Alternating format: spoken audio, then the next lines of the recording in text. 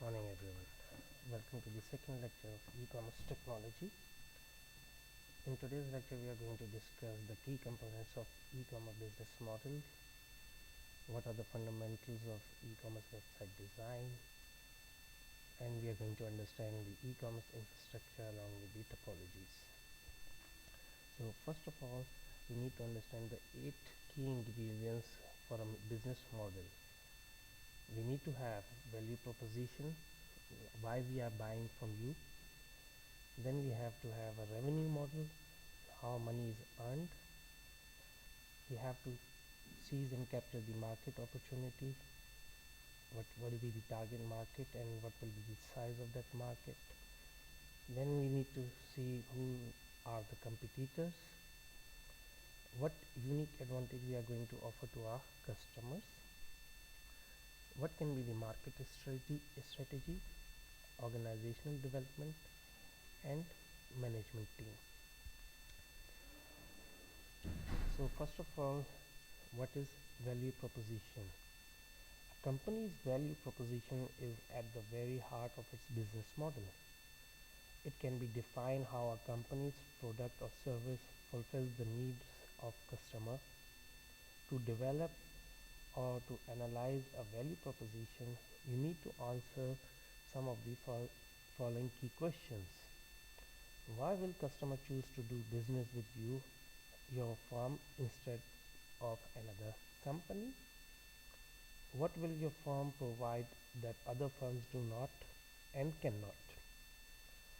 So from the customer's point of view, successful e-commerce value proposition should include personalization and customization of product offerings, reduction of product search cost, reduction of price discovery cost, and facilitation of transactions by managing product delivery. Before, if you look about when we are going to talk about Amazon.com, that is a successful market leader nowadays in book selling. Before Amazon.com existed, most customers personally traveled to book retailers to place an order. In some cases, the desired book might not be available and the customer would have to wait several days or weeks and then return to the bookstore to pick it up. Amazon makes it possible for a book lovers to shop for virtually any book in print form, the comfort of their home or office, 24 hours a day, and to know immediately whether a book is in stock. Amazon's primary value proposition are unparalleled selection and convenience. After that, value proposition, we have to have some kind of a revenue model. So what is, first of all, what is a revenue model? A firm's revenue model describes how the firm will earn revenue, generate profit, and produce a superior return on invested capital. We use the term revenue model and financial model interchangeably. The functions of business organizations is both to generate profits and to produce returns on invested capital that exceeds alternative investments. Profit alone are not sufficient to make a company successful. In order to be considered successful, a firm must produce returns greater than alternative investments. Firms that fail this test go out of existence. Retailers, for example, sell a product such as a personal computer to a customer who pays for the computer using cash or credit card. This produces revenue. The merchant typically charges more for the computer than it pays out in operating expenses, producing a profit. But in order to go into business, the computer merchant had to invest capital, either by borrowing or by dipping into personal savings. The profit from the business constitutes the return on invested capital, and these returns must be greater than the merchant could obtain elsewhere. We can say by investing in real estate or just putting the money into the saving account. Although there are many different e-commerce revenue models that have been developed, most companies rely on one, or some companies rely on combination of or mixture of different revenue models. So the major revenue model are the advertising model, the subscription model, transaction fee model, sales model, and the affiliated model.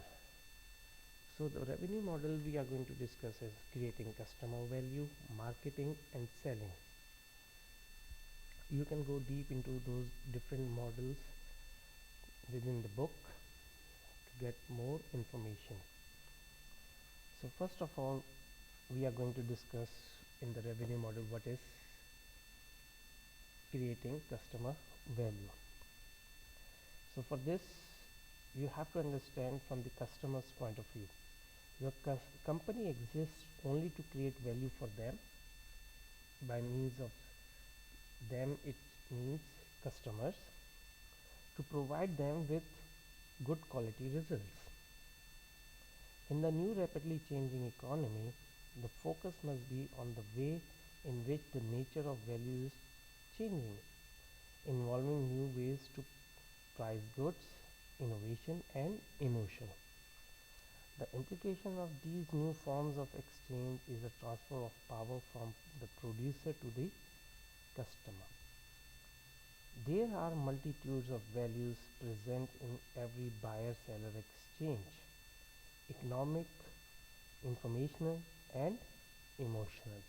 You have to keep those things in mind. These exchanges increasingly happen so fast that there is no time to translate them into precise monetary terms. Business will need to identify these hidden values and think more accurately about their work before accepting the price proposed. The implications are profound. Companies will need to think in terms of offers, which involve merging products and services to exploit their knowledge to give to customer a value-added experience, not, not just selling them stuff. So you have to keep that in mind, that you are giving value-added experience to the customer while having an e-commerce experience, not selling them stuff or products. So whenever you have to create a customer value, you have to keep those things. What are the satisfying existing needs and creating and satisfying new needs for the customers. Now we talk about marketing. So in marketing, there can be several different strategies that you can apply.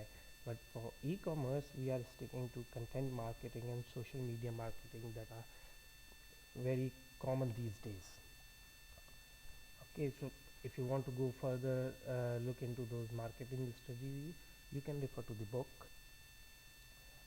But we are sticking to two major strategies that are content marketing, which involves creating and posting free valuable content on various websites that are online, while increasing exposure and awareness for your business, creating gratitude, building trust, and ultimately winning customers. So when you are doing marketing for e-commerce, the first thing that you have to keep in mind is the trust building with the customers. Then when we talk about social media marketing, you can go online to the social media and refers to the process of brand marketing and gaining website traffic or attention through social media websites. People are doing so many things using Facebook, and the different software that are people are using most frequently are WhatsApp, Instagram, all those social media marketing stuff that are being used recently. So you are going to provide a brand market for your products, and this for this you have to get more traffic to your website. The more traffic you will attract towards your website, the more customer will be coming to your website, and there will be more chances for those customers to buy the stuff from your website. Then the third step in that revenue model is selling. So it can be online or offline. So there is a good saying from Jeff Bezos that we don't make money when we sell things. We make money when we help people make purchase decisions. So keeping that in mind, we can have an online and offline selling of the products. Like when we talk about online, we can have social media, advertisement on website and etc. Or you can have an email strategy, sending emails to the different customers, SMS, all those things you can do that. When we talk about offline, we can use brochures, poster, or you can even do an activity in the city center, and you can give free giveaways to the customers, and you can promote your website or your business.